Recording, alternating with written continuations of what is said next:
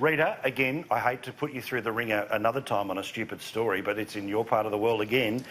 The Melbourne selective school that has decided no more bins. Get rid of the bins. Why? Because they're going to force their students to pack reusable lunch containers, take their rubbish home. Melbourne Girls College principal hopes the move will encourage families to think more sustainably about school lunches and buy items with less packaging.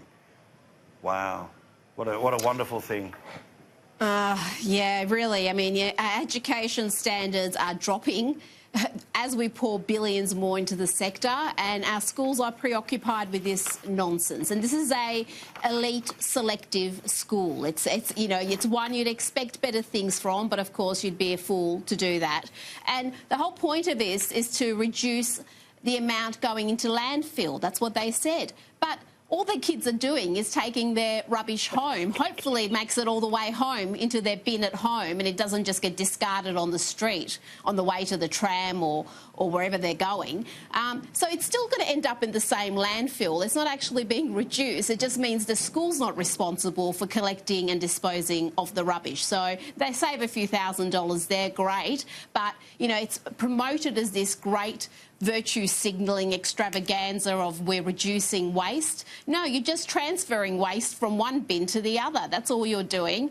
And I'm just so sick of this stuff. I've written in tomorrow's paper about this brilliant school in the UK, which is a free school in a really impoverished area, but the principal there has absolutely got rid of all of this ideological nonsense. She's a conservative black woman who has just instilled these old school values in her school, and they've got the very first results, our equivalent of HSC or VCE, 4 times the national average. This school, full of kids from disadvantaged backgrounds, has absolutely astonished everybody with their academic results.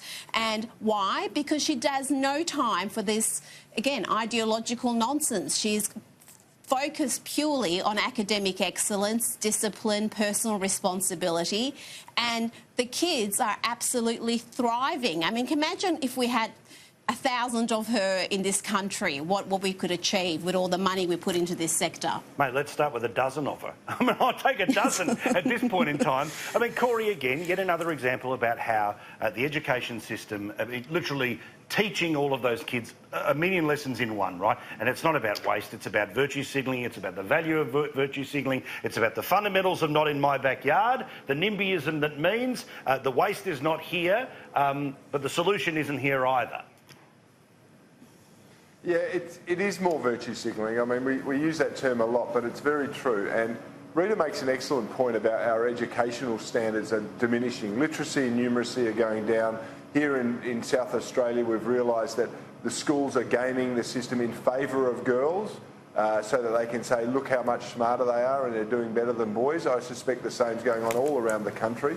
Why not just get kids out knowing how to read and write, and then they can make decisions for themselves? And if they believe that, you know, their waste from lunch is creating too much landfill, they will make a decision. They don't need to be forced to do it. Coercion is the hallmark of socialism, and I don't think that should be in school or in government, quite frankly.